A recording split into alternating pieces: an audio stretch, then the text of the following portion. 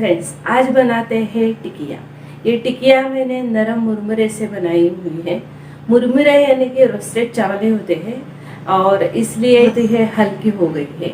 ये मैंने shallow fry किए हुई रेसिपी है, तो इसमें ऑयल का यूज़ भी मैंने बहुत ही कम मात्रा में किया हुआ है। तो शुरू करते हैं फ्रेंड्स, ये मेरे आज की रेसिपी।